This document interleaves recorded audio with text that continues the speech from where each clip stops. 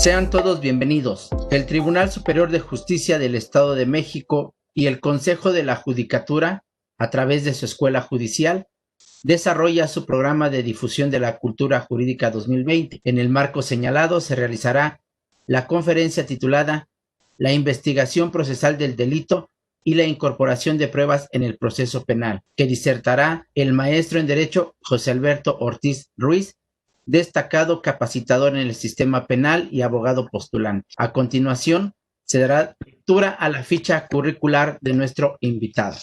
Es licenciado en Derecho por la Universidad Tecnológica de México, especialista en estrategias de litigación y maestro en litigación oral por el Centro de Estudios en Ciencias Jurídicas y doctorante en Derecho Penal por el mismo centro de estudios. Es docente certificado por la CETEC a través de examen de evaluación para docente en temas del nuevo sistema procesal penal en el bloque de jueces, ministerios públicos y defensores, así como en investigación del delito. De igual forma, su actividad laboral ha sido como abogado litigante en juicios orales penales, siendo apoderado legal del despacho Ruiz y Ruiz, y es miembro del Consejo Editorial de Flores, Editor y Distribuidor SADCB. Destacaremos su excelente desempeño como catedrático a nivel licenciatura, impartiendo las asignaturas Derecho Penal y Estudio Particular de los Delitos.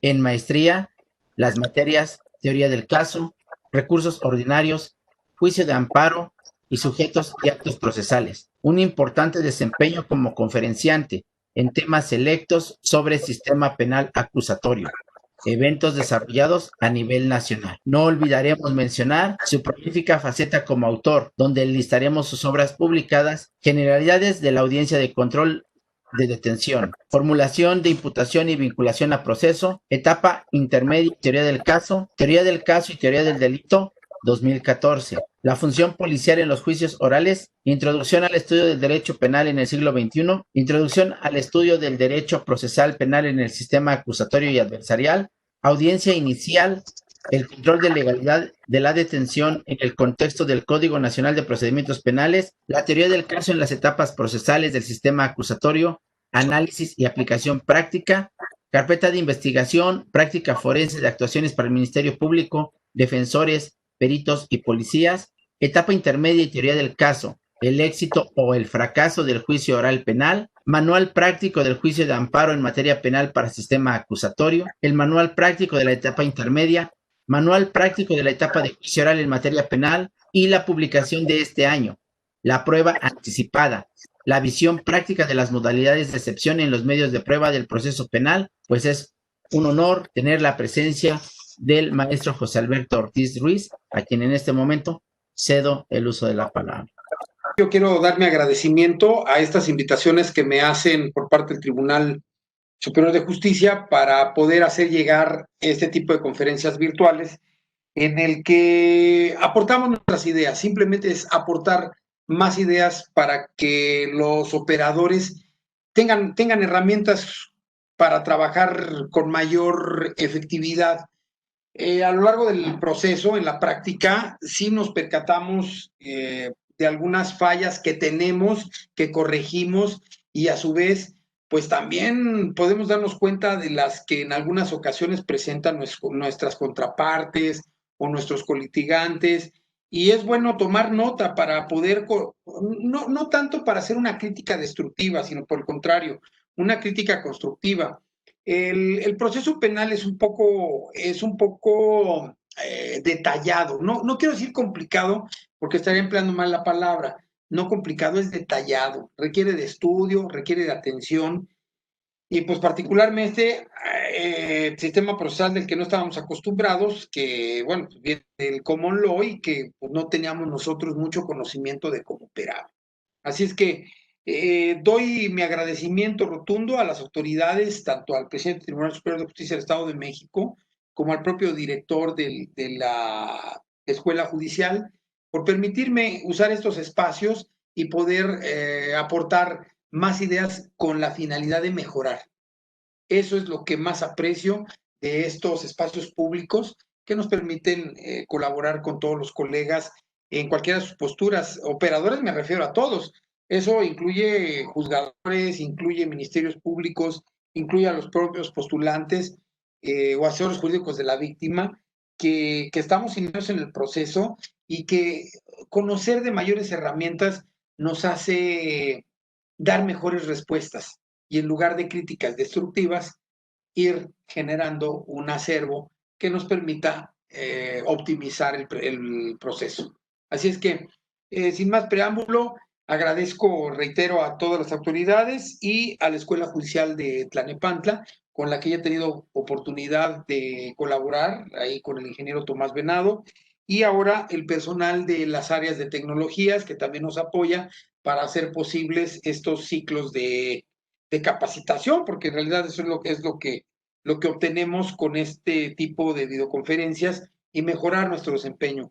Así que sin más preámbulo, vamos a empezar y les voy a compartir mi pantalla para ir tocando algunos tópicos que son de particular interés. El primero de ellos es que esta conferencia está dedicada a entender una visión procesal de la investigación del delito. ¿Y por qué procesal? Pues evidentemente porque juega un papel muy importante el control judicial. A principios de este año se hablaba de una reforma en la que se pretendía eliminar el control judicial, lo que le llamamos anteriormente la investigación judicializada, quitar ese control y dejar que, bueno, por esta parte el Ministerio Público pudiera entrar a la investigación, pues así como si fuera una pista de hielo. Y vaya, desde el primer momento en que yo supe de esta cuestión y que lo vi precisamente en esa propuesta de reforma, pues para mí me quitó el aliento en pocas palabras, porque en pocas palabras dije, ¿cómo es posible? O sea, apenas vamos entrando a un nuevo sistema de justicia, apenas lo estamos comprendiendo y ya le queremos hacer remiendos. Hacerle remiendos a la ley no funciona y no ha funcionado jamás. Ya lo he dicho y lo sostengo una y otra vez en las diferentes conferencias en que he tenido que participar, que regularmente en México le hemos estado echando la culpa al sistema de justicia y no es el sistema de justicia. Hay otros factores que han intervenido, históricos y sociales, que nos hacen dudar de nuestros órganos de justicia, pero eso no está bien. Puedo decir que, y lo he sostenido una y otra vez, y perdón que sea reiterativo, pero en México hemos cambiado más de 5 veces, podría decir 7, para ser exactos, de sistemas de justicia, yendo desde los famosos representantes de las comunidades originarias de 1524 hasta la última reforma que tenemos a partir de 2008, en la que integramos el sistema acusatorio, y le hemos echado la culpa siempre a las mismas cosas. Dijimos que en su momento que los representantes de comunidades originarias no funcionaban, se cambió, Consejo de Indias tampoco funcionó, el sistema, ¿cómo se llama?, inquisitorial tampoco funcionó, abusivo esto y el otro, y bueno, 10,000 cosas. El sistema de juicios orales que tuvimos a principios del siglo XX también, que tampoco funcionó. Después cambiamos al sistema escrito, que tampoco funcionó, y ahora estamos en este que también apenas lleva unos poquitos años y seguimos diciendo que no funciona. De seguir así, jamás vamos a tener una base adecuada para comprender un sistema de justicia. Es muy diferente, y hace poco en una conferencia lo estaba comentando, que era muy importante el analizar, por ejemplo, los anales de jurisprudencia o precedente que se utilizan en países del common law, donde hacen análisis desde el siglo XIV, siglo XV, siglo XVI, siglo XVII. O sea, nos podemos remontar a 300, 400 o 500 años, inclusive Estados Unidos, que no es un país formado desde hace varios siglos, más de 5 o 6, como el caso de Inglaterra, pero ellos mismos en sus jurisprudencias retoman los precedentes del sistema inglés, que es más antiguo todavía, para poder brindar certeza jurídica. En nuestro caso es imposible porque ha desaparecido un sistema y otro y otro. Tan es así que, bueno, afortunadamente en esta reforma que se hizo, en la que se abrogó la ley de amparo por la nueva ley de amparo que ya tenemos operando hace algunos años, el transitorio sexto, pues es muy claro, dice, todo lo que no se oponga a la presente ley esté en vigor, pero hemos visto que a veces una jurisprudencia se utiliza para perjudicar y pocas veces para beneficiar, cuando viene de un sistema procesal completamente ajeno a este. Entonces, de ninguna manera podríamos llegar a tener esa firmeza mientras sigamos con esa ideología de que, no funciona, cámbialo. No, mejóralo, compréndelo, estúdialo, analízalo. Eso es lo que nos va a dar una mejor visión de las cosas y un mejor desempeño como operadores. Así que vayamos ahora, voy a compartir mi pantalla para empezar a tocar este tema y todo lo dicho, bueno, pues esa manera de introducción para tener la confianza. Si nosotros estudiamos bien, si nos fijamos bien en lo que hacemos, definitivamente el sistema va a funcionar. No, el sistema no funciona solo. Los que fallamos somos los operadores. Así es que comparto mi pantalla y vamos a hablar de la prueba, que es un tema muy, muy especial en el que pues diversos operadores siempre hemos tenido problemas para poder incorporarlas, para poder meter las pruebas. Muchas veces los abogados que vienen de una tradición jurídica del sistema anterior, les cuesta un poco de trabajo adaptarse a este modelo que es más libre, no es tan, no sé, no, en el otro demasiado, me refiero a las partes, porque en el juez recaía pues una actividad probatoria fuerte, o sea, a él le encargaban prácticamente, no, pues produce las pruebas y todo. Entonces, como alguna vez en alguna clase lo comentó un juez que me impartía ahí en el nivel maestría, decía que él estaba feliz con este sistema, dice, porque antes tenía que preocuparme que por esto, que por las copias, que por el expediente, que por andar cargando aquí, checar las pruebas, dice, y ahora no, ahora verdaderamente dice, hago mi función de juez, me siento, escucho y resuelvo. Y eso es maravilloso. Las partes ahora son las que se hacen cargo de presentar sus pruebas, solicitarlas, pedir los actos de investigación y realizar todo lo necesario para que ese proceso vaya en un orden adecuado. Ahora, ¿qué pasa en el proceso penal? Los actos de investigación como primer tema, selección y de medios de prueba. Les recuerdo a mis queridos, pues, videoasistentes, así les voy a llamar. Con mucho gusto, hagan llegar sus dudas conforme vayamos avanzando y en su momento las contestaremos. Bien, voy a cambiar de diapositiva. Hemos dado a llamar a esta conferencia la visión procesal de la investigación del delito o la investigación procesal del delito. ¿Por qué razón? Porque aquí se combina la práctica de ciertos aspectos probatorios o de la labor probatoria de las partes con la interacción que damos al órgano jurisdiccional, que es muy diferente al del modelo anterior. Aquí el juez jamás produce pruebas, jamás produce pruebas.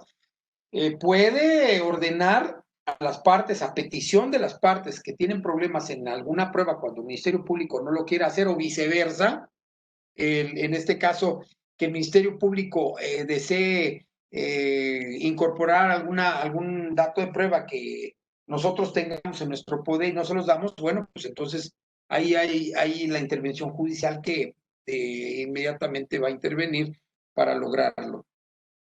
No debemos olvidar algo muy importante. Hay un principio de carga de la prueba. Esto es muy cierto, está en la Constitución, en el artículo 20, apartado A. Un segundo. En el artículo 20, apartado A, fracción quinta. A la literalidad nos refiere que la carga de la prueba para demostrar la culpabilidad corresponde a la parte acusadora. Esto es cierto, nadie lo ha negado.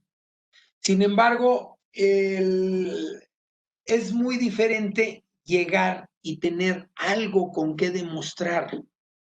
Se ha dado, por aquí abajito, había ya preparado una diapositiva sobre llamar la atención. No sé cómo hacemos a veces para aprendernos cosas que no existen y las que sí existen y son importantes, como que no le ponemos tanto interés. Y por la literatura empezó a llamar algo las famosas defensas pasivas. Esto no existe. Pueden revisar todo el Código Nacional de Procedimientos Penales y de ninguna manera aborda el tema de las famosas defensas pasivas, que es, para mí, y espero disculpe el comentario, pero lo único que hace es justificar la inactividad del defensor. Un defensor que llega a sentarse. Eso no es posible. No está bien.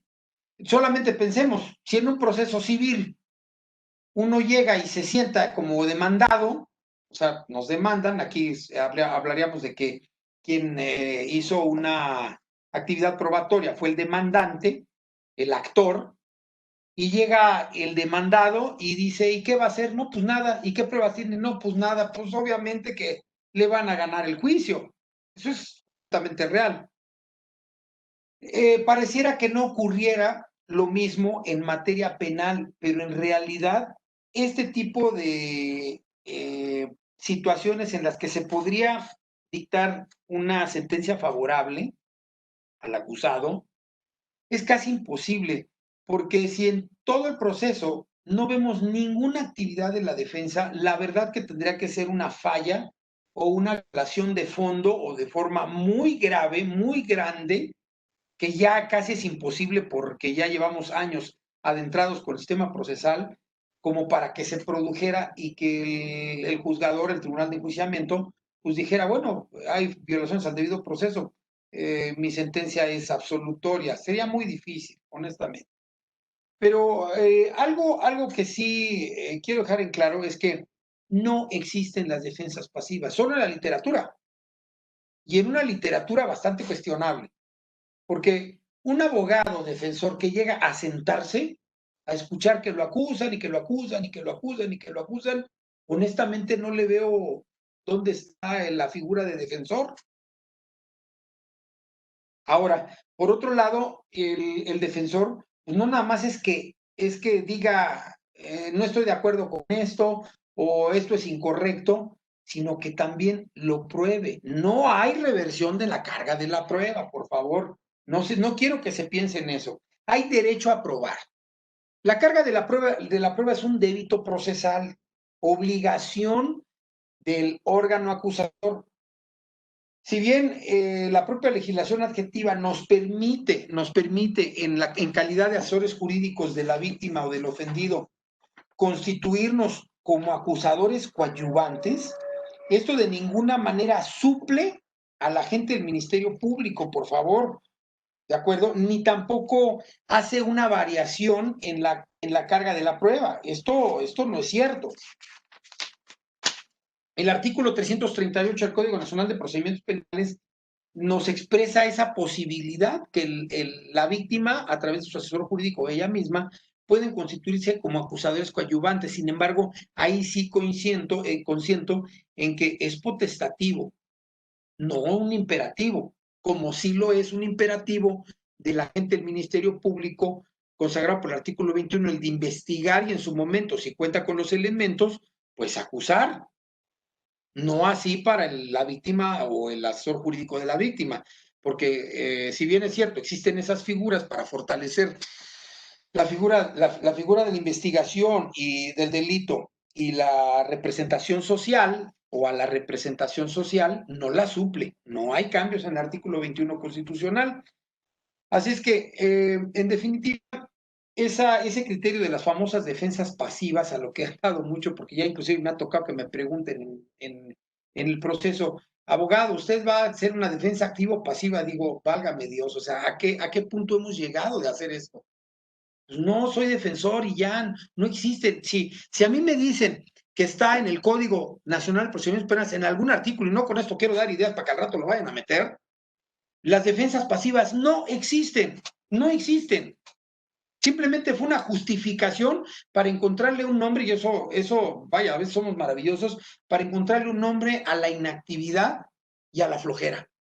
Esa es una realidad. Entonces, llegar a sentarse a un proceso que empieza de principio a fin y estar nada más solicitando copias de las audiencias o copias de registro, pues eso no garantiza una defensa técnica y adecuada, como lo refiere el artículo 121. Recordemos también que es obligación de las defensas realizar todos los actos necesarios como obligaciones consagradas por el artículo 117 del Código Nacional de Procedimientos Penales y ratificadas en el 121 cuando el juzgador advierte una incapacidad técnica en el órgano de defensa, porque bajo estos criterios, pues, se podría pensar en que, o sea, ahí hay un problema y muchas veces se justifica con le voy a llamar con un tiro de esquina, ¿no? Que nos aventamos por ahí medio raro, diciendo, es que estratégicamente no voy a decir nada.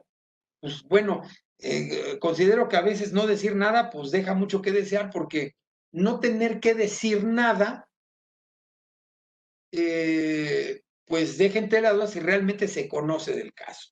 Así es que en este caso creo que me pronuncio claramente en esta inexistencia del tema de las famosas defensas pasivas.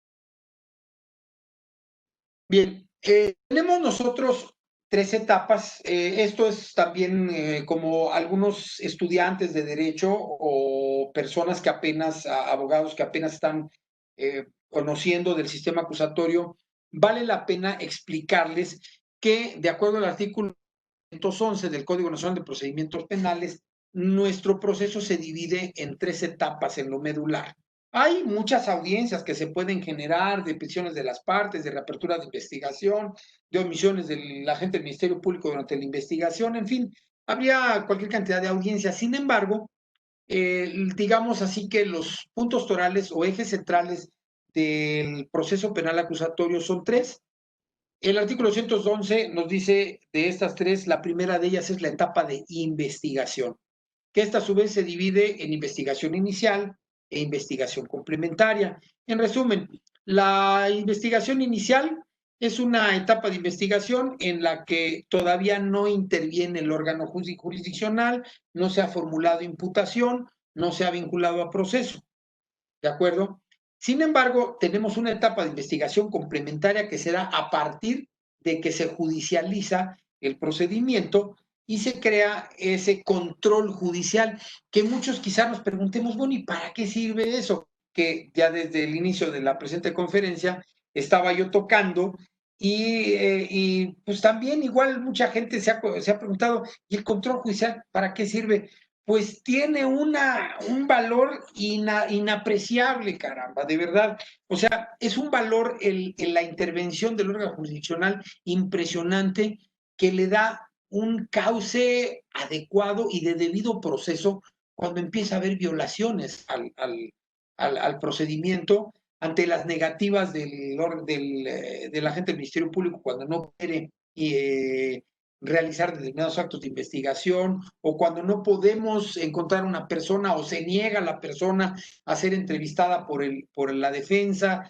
En fin, o sea, hay muchas, creo que no se ha dimensionado adecuadamente la importante labor que desarrolla el juez de control durante la etapa de investigación complementaria o judicializada. Por eso se llama judicializada, porque ya interviene el juez de control. Entonces, bueno, esa segunda etapa es lo que llamamos nosotros investigación, que puede ser inicial o complementaria. La siguiente etapa, la intermedia, que es donde se fijan las posturas de las partes.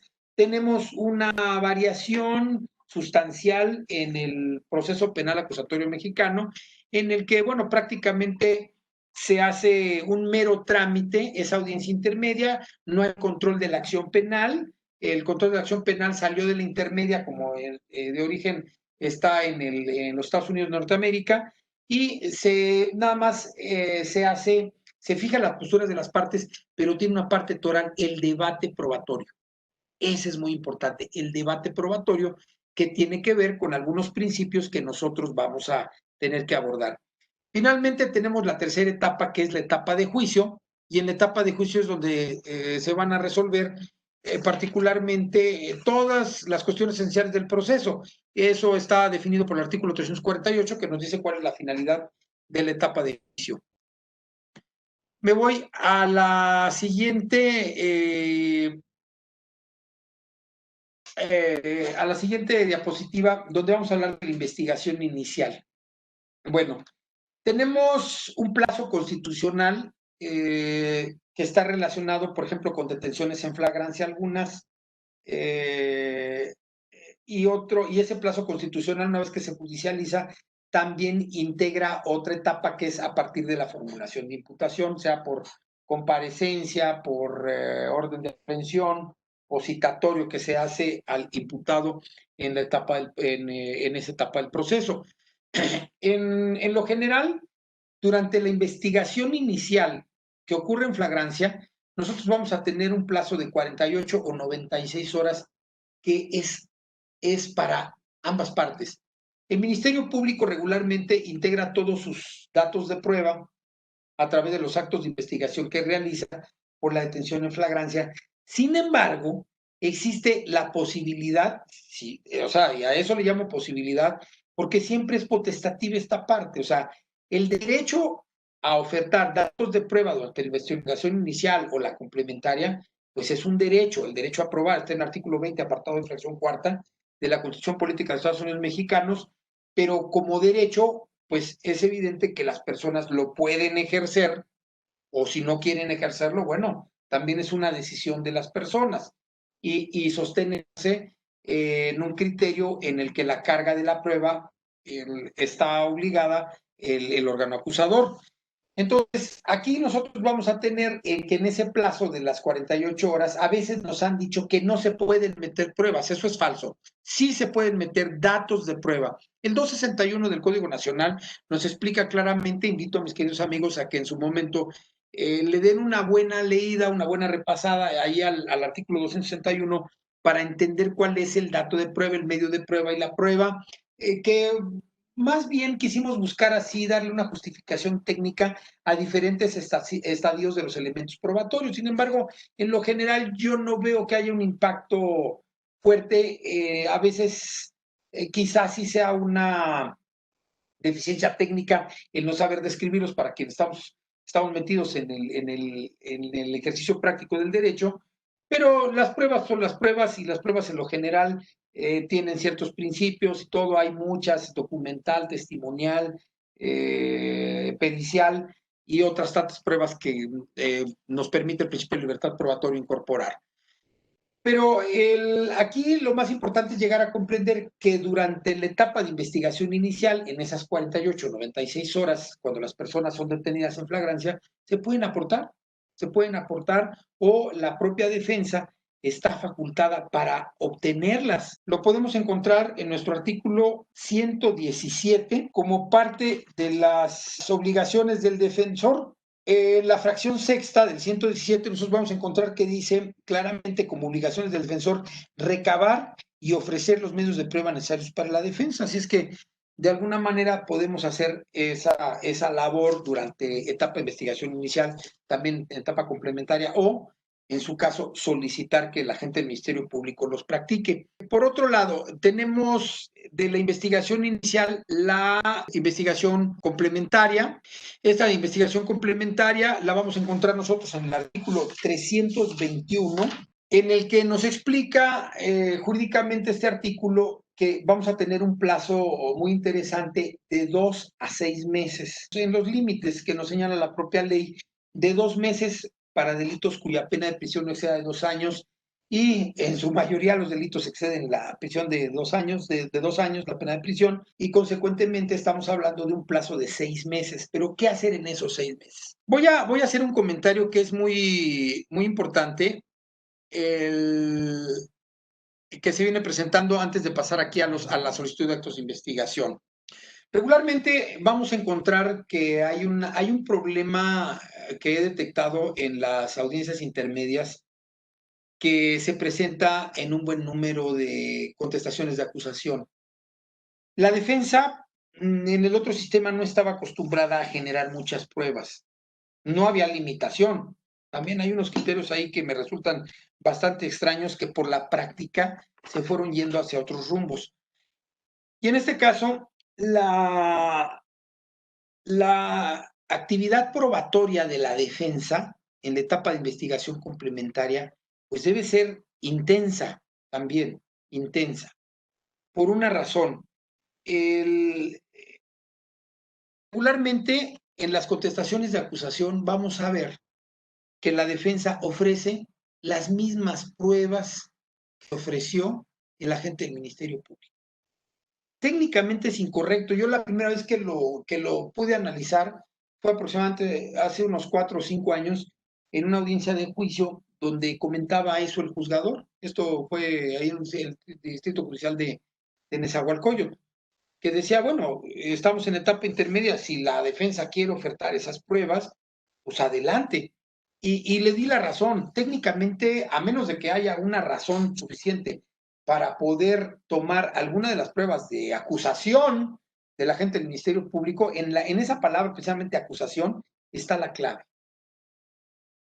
No es posible que, o por lo menos no es correcto, que si, por ejemplo, la víctima del delito está citada para declarar en contra de la persona, ¿cómo es posible que ahora la tome yo como una prueba de descargo? Si evidentemente es una prueba de cargo. De repente me han dicho, sí, pero es que vamos a solicitar la ampliación la ampliación de declaración. ¿Cuál ampliación de declaración? Eso no existe. Hay contrainterrogatorio en el proceso penal acusatorio. Si quieres, lo contrainterrogas. Y de hecho, tiene más flexibilidad el contrainterrogatorio que el interrogatorio. Recordemos todas las reglas que establece el artículo 373 del Código Nacional, del Código Objetivo de la Materia, que nos pone cualquier cantidad, son cerca de 10, 11 reglas diferentes, que las preguntas no deben ser ambiguas, que las preguntas no deben ser conclusivas, no sugestivas, ya contestadas, y otras tantas reglas que hay ahí que no tiendan a ofender al testigo, y en fin, una serie de cuestiones ahí que pareciera que a veces no las analizamos, pero que en realidad sí tienen mucho que ver con la postura que guardo. Entonces, muchas veces es mejor contrainterrogar. El contrainterrogatorio es un derecho, nace del principio constitucional de contradicción.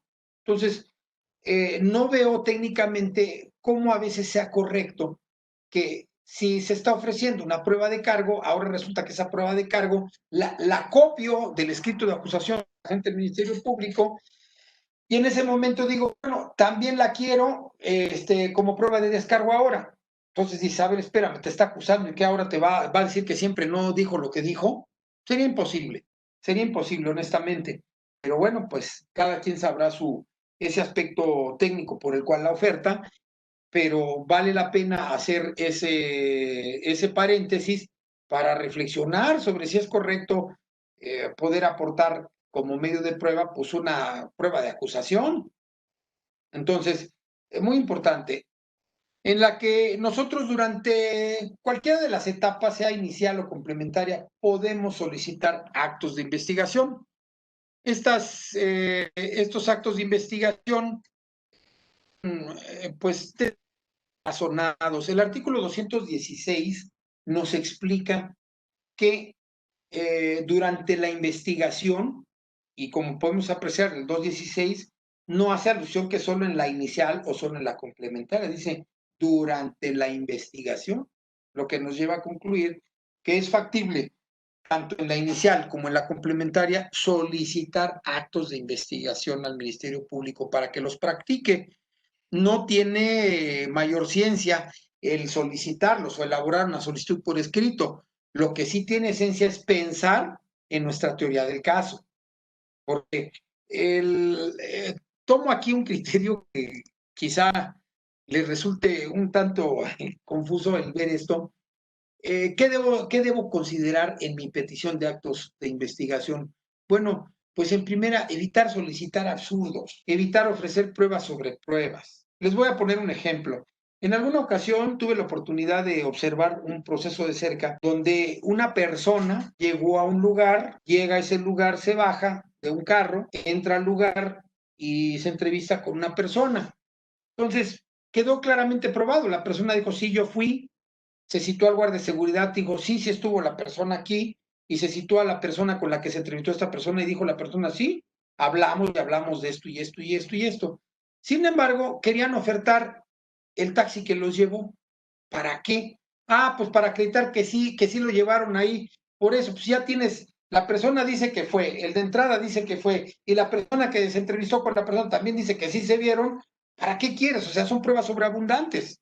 pruebas sobre pruebas, vaya, para acreditar exactamente lo mismo. Eso quita tiempo. Evitar solicitar absurdos. Muchas veces creo que sí tenemos algo de responsabilidad ahí los que representamos, porque estoy de acuerdo en que las personas que representamos o sus familiares son importantes. Sin embargo, ellos no tienen la visión procesal de un órgano técnico como lo es el Ministerio Público, el asesor jurídico o la defensa.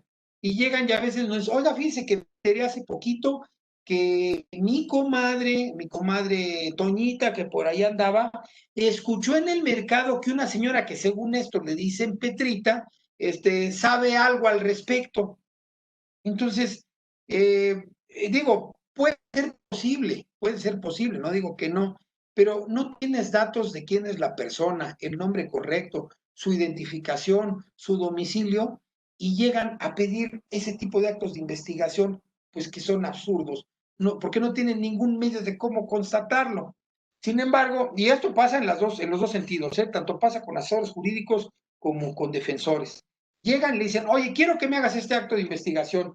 Bueno, el Ministerio Público, justificada y razonadamente, dice a quien lo haya solicitado, oiga, pues estos actos de investigación, pues no los veo yo viables. No, quiero o te meto una queja. Imagínense. Entonces ahí ven al pobre Ministerio Público, pues haciendo maravillas también. Digo, no le quito también su mérito a cada una de las partes, ¿no? Ya, total, o sea, como los acusan y les meten quejas y cosas por el estilo, pues bueno, agarra y los hace. Pero en realidad van a llegar al mismo punto. ¿Y quién es esa persona que decían que le dicen fulanito de tal? ¿Quién sabe? ¿De acuerdo? Entonces, a eso me refiero con evitar solicitar absurdos. Hay que ser objetivos y racionales, que es lo que estoy abordando en esta diapositiva, para que vayamos al Ministerio Público y le pidamos algo que definitivamente necesitamos, pero que no está en nuestro alcance. Por ejemplo, en alguna ocasión tenía que solicitar las placas de un vehículo y pues ese vehículo, si el único lugar donde lo tienen, pues obviamente es en la base de datos de las secretarías de transporte de algún lugar determinado. Y como particular no me los van a dar. Entonces es muy sencillo. Nosotros sabemos que determinado vehículo participó en ese evento o estuvo presente porque logramos ver las cámaras de las grabaciones de las cámaras de seguridad de la vía pública, vemos que está ese vehículo, bueno, entonces ahí sí podemos solicitar como acto de investigación que el propio Ministerio Público dirija un oficio a la autoridad correspondiente y le entreguen a esa autoridad los documentos. Podemos ver aquí, por ejemplo, es posible que nosotros tramitemos algunos oficios. No me pareció, recientemente tuve ahí una interacción con la representación social en la que le digo, oiga, pues si están tan retrasados en trabajo, deme los oficios, yo los llevo, no le veo ningún problema. Me pareciera a veces que los problemas los ocasionamos nosotros mismos. Y me dice el Ministerio Público, no, es que qué tal si usted los altera en el camino. Dijo, ay, por amor de Dios. Dije, son pruebas que me benefician, ¿por qué voy a cambiarlas? Además, voy, los tramito, le firmo, como lo hacen, hay muy buenos ministerios públicos, muy flexibles, muy objetivos, y ellos dicen, a ver, fírmame aquí que los recibiste para darles trámite. Ah, pues lo firmo, me los entrega, les doy trámite y se los regreso y los incorporan a la carpeta. No tiene mayor problema. Sin embargo, o sea, porque eso podría hacerse quizá en un día o 2 días o en 2 horas. Caso contrario, si el Ministerio Público no tiene personal suficiente para realizar esa tramitación de la información solicitada, nos vamos a llevar 1 o 2 meses. Yo no entiendo, es economía procesal, no hay necesidad de ello. Sin embargo, hay algunos criterios poco racionales que piensan, no, es que lo tengo que hacer yo y que se tiene que mandar por los conductos. O sea, casi allá donde fui, a esa agencia del Ministerio Público, casi me veían como si yo fuera el delincuente. Y diga, a ver, espérese, no estamos haciendo ningún delito, no es ningún delito, pero si usted lo quiere ver así, pues adelante, ¿no? No le puedo obligar, así le gusta, nada más eso sí le pido que lo haga dentro de los plazos que concede la ley, y no que al rato pasen 3, 4 meses y el día que voy a checar la carpeta resulta es que no he tenido personal para mandar la solicitud de información que usted requirió en sus actos de investigación. Ahí es donde tenemos un un problema serio de criterio. Ahora bien, quiero aclarar esto. ¿Por qué las partes pueden solicitar actos de investigación? En primer lugar, el artículo 20, apartado fracción quinta, que nos habla sobre la carga de la prueba, nos explica que, bueno, en buena medida y por el artículo 21 constitucional, el jefe de la investigación es el Ministerio Público, es quien en todo momento lleva a cabo esa fuerza o esa fortaleza de la investigación por esa obligación que tiene de realizar la carga probatoria y demostrar la culpabilidad. Es su trabajo, que eso también alguna vez lo he entendido. En ocasiones me han preguntado los representados, dicen, oye, ¿y por qué el Ministerio Público me acusa? Pues porque es su trabajo. Y a mí también me digo, ¿y por qué defiendes? Pues porque es mi trabajo también. Y cuando me constituya como acusador coadyuvante, pues también tengo que hacer mi trabajo. No es porque se tenga una visión personal contra alguien para acabarlo, no, es su trabajo y yo lo entiendo. Hay que entenderlo como partes. Me llama mucho la atención y eso, mis queridos amigos, lo van a lograr ver, es chistosísimo. Llego en una audiencia y me sigue sucediendo. Espero que no sea ustedes, pero estoy casi seguro que sí. Llegan ustedes a una audiencia, saludan a la contraparte, ¿cómo están? Buenas tardes. Y hasta se enojan y les ponen mala cara, dice uno, qué poco profesionalismo, la verdad. ¿Por qué razón? Bueno, pues porque definitivamente cada quien guardamos una postura dentro del proceso, pero eso no nos convierte en enemigos. Somos contrarios, más no enemigos. Y a veces pareciera que algunos abogados poco experimentados, poco preparados, poco conocedores del proceso, en lugar de llegar y hacer pues ya una visión agradable del proceso, pareciera una confrontación entre personas, así entre ellos, diciéndose de cosas, ofendiéndose, haciéndose caras, imagínense, increíble, que eso es una falta de madurez y de conocimiento jurídico impresionante. Ahora bien, si queremos probar cosas, nada nos lo impide. La propia Constitución nos lo permite y para eso está esa etapa de investigación complementaria o inicial. Y esto quiere decir que, bueno, por eso es que existe ese derecho a probar. No es cierto que se llame reversión de la carga de la prueba.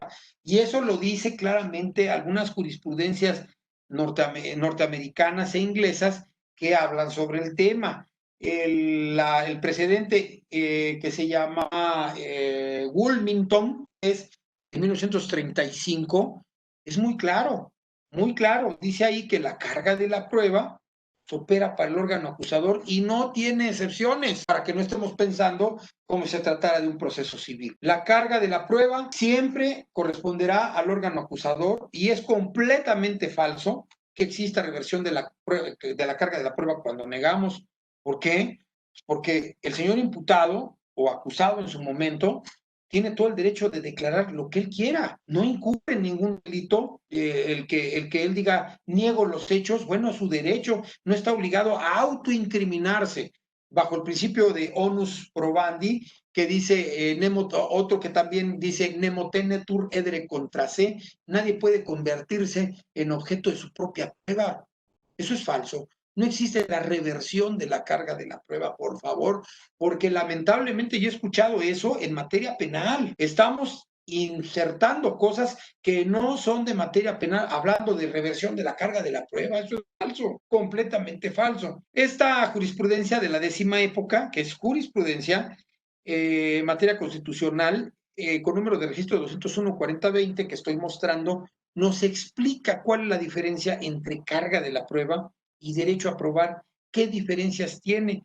Es muy interesante, ahí la pueden consultar y en lo general nos deja claro que la carga de la prueba es un débito procesal a cargo del órgano acusador y que el derecho a probar, bueno, pues lo tienen todas las partes.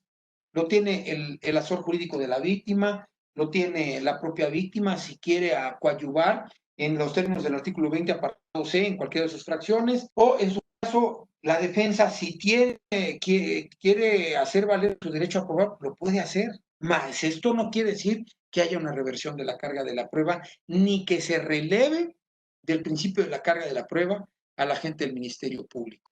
Tenemos aquí la investigación complementaria. De acuerdo al artículo 211, fracción 1, inciso B, se formula la imputación en términos del artículo 311. Se cierra la audiencia inicial con el auto de vinculación a proceso y al cerrarse la vinculación a proceso es donde se alega qué plazo queremos. A ver, 321, primer párrafo. ¿Qué plazo quieren? 12, 3, 4, 5 meses. Y definitivamente el juzgador al momento de resolver toma en consideración para poder interpretar esta parte del plazo, pues debemos de justificarlo. No vamos a decir que queremos 6 meses para una testimonial. Bueno, a menos de que se justifique que está imposible localizar a la persona. Pero debe haber un razonamiento claro de cuántas pruebas necesito y en cuánto tiempo me lo pueden conceder para dármelo. Entonces, de ahí es que yo lo debo de ir semblanteando para que en este caso, de ser necesario, se pudiera hacer una solicitud de prórroga de plazo cuando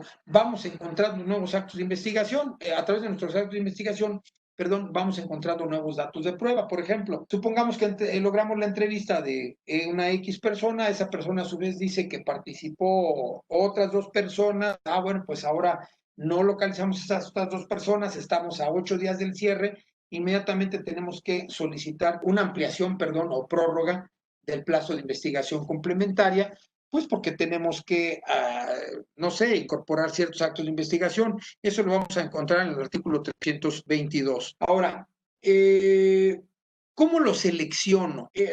Ha habido también otra insistencia muy clara en que todo tiene que ver con teoría del delito. Eso es falso. No todo. Puede ser que a través de la teoría del delito nosotros pudiéramos encontrar una deficiencia en la acreditación de determinados elementos y se haga necesario solicitar un acto de investigación relacionado con algún aspecto que no está debidamente acreditado de algún elemento de la teoría del delito. Sin embargo, no lo es todo, porque cuando hablamos de violaciones al debido proceso y de la posibilidad de poder invocar la nulidad de la prueba, porque es ilícita, bueno, pues eso ya no tiene nada que ver con teoría del delito, sino con aspectos relacionados con las violaciones al procedimiento, a derechos fundamentales, y nuestras pruebas estarán encaminadas a ello. Entonces, por eso es muy importante entender que teoría del delito no es el eje del proceso. Teoría del delito es una parte. Podemos abordar ese tema, pero procesalmente hablando, hay otros tantos para poder, por ejemplo, crear la nulidad de la prueba. Pues tenemos que decir por qué son nulas, cuál fue el derecho fundamental que se violó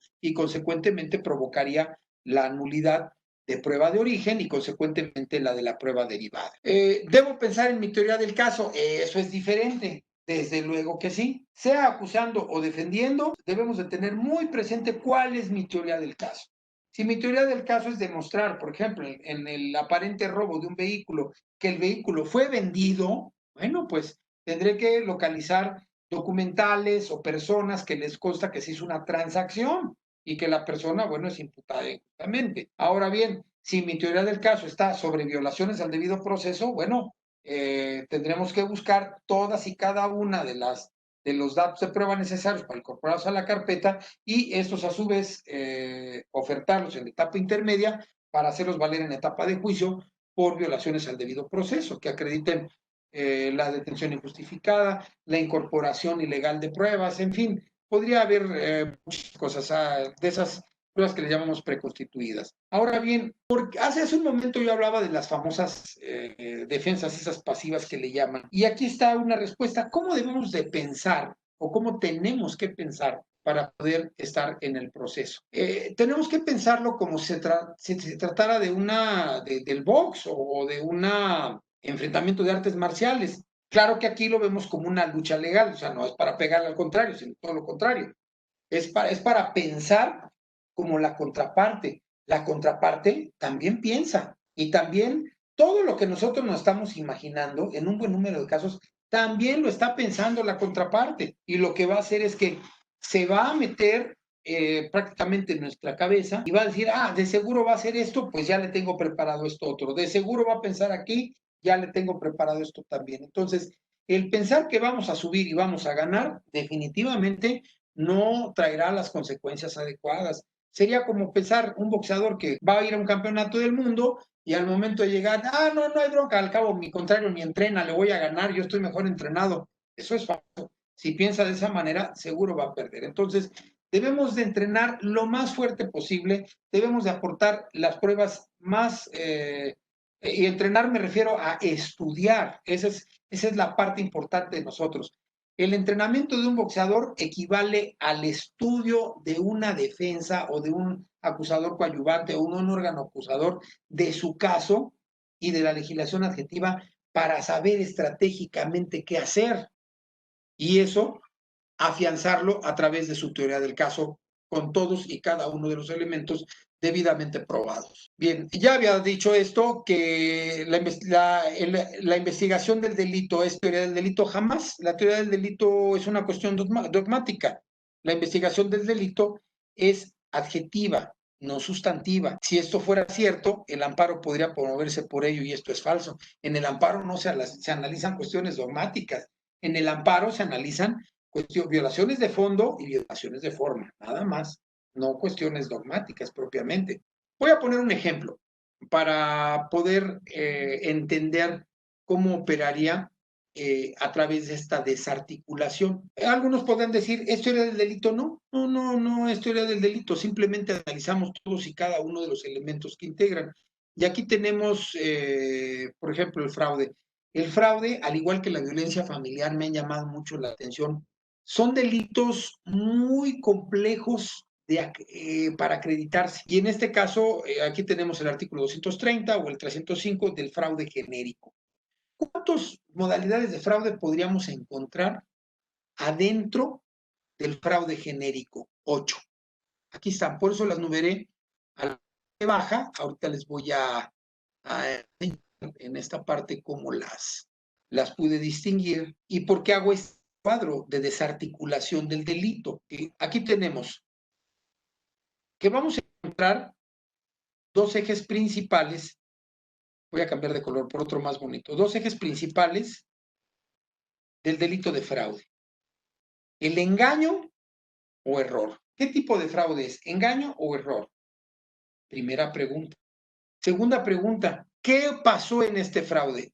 ¿Lucro indebido o hacerse de algo ilícitamente? ¿Cómo? ¿A través del engaño? ¿O hubo lucro indebido o se hace de algo ilícitamente? De eso se trata, de ir distinguiendo que todas estas frases empleadas al interior del tipo penal, nos llevan también a una parte que poco se explota en nuestro país. Casi siempre vemos a la teoría del delito como algo ajeno a la prueba.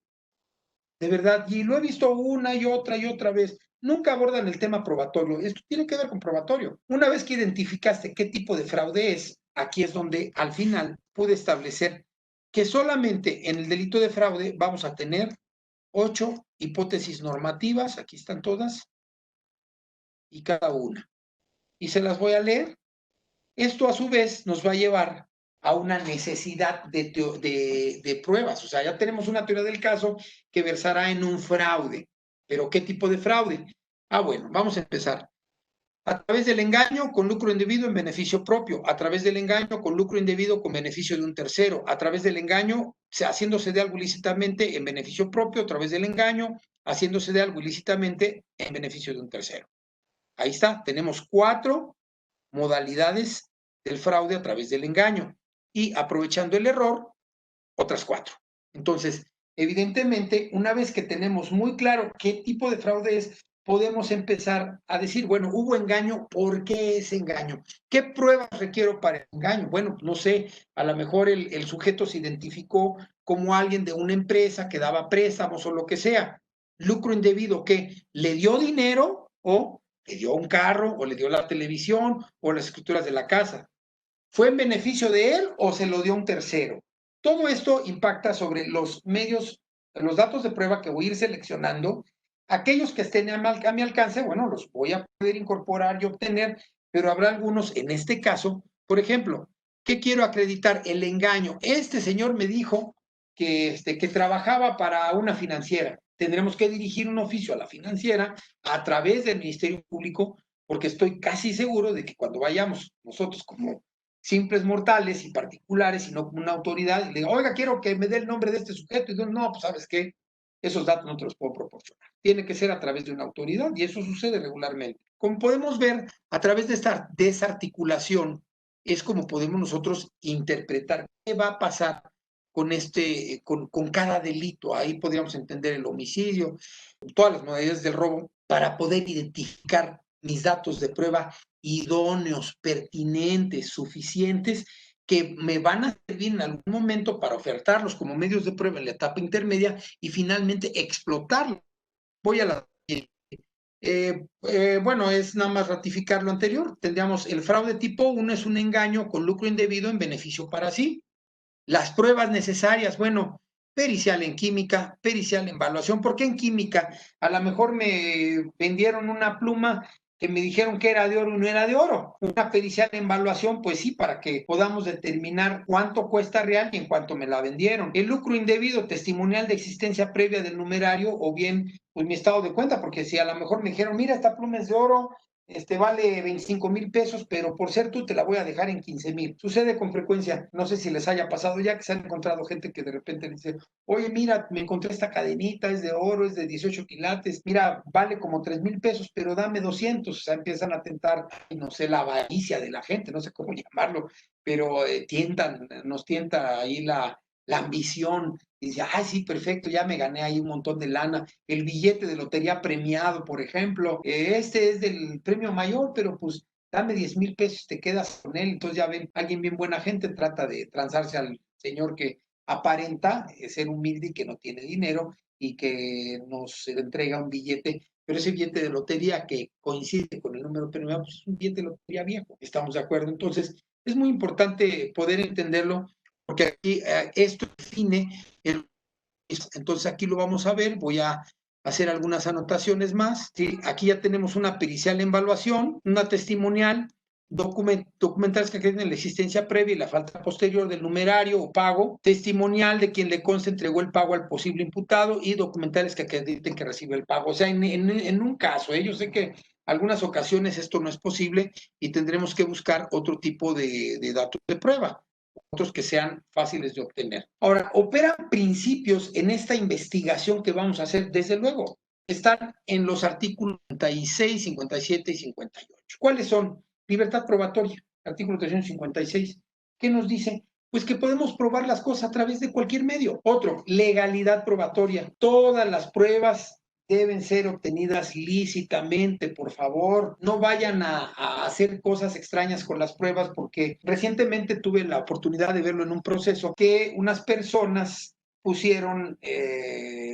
trataron de grabar con unos teléfonos a unas personas, citaron a unas personas, se salieron del lugar, pusieron el teléfono, grabó y estaban grabando por otro lado. Evidentemente, pues eso es una prueba ilícita y así lo manifestó el juzgador en su momento, diciendo que pues eran pruebas ilícitas porque no tenían conocimiento de las partes de que se les estaba grabando, ni nada parecido y consecuentemente, pues las pruebas eran ilegales. Y si a partir de ellas también, una vez declaradas nulas, se ha establecido otra serie de pruebas, pues son pruebas derivadas que siguen la misma suerte. Esto lo vamos a encontrar en la jurisprudencia con número de registro 160500. No la puse aquí, pero sí los invito a consultarla, que es la ilicitud de la prueba derivada y otras cosas, la prueba ilícita. Así se llama, jurisprudencia 160500 de la primera sala de nuestra Suprema Corte. Finalmente, y una parte sumamente importante, la oportunidad probatoria o principio de oportunidad. Todas las pruebas deben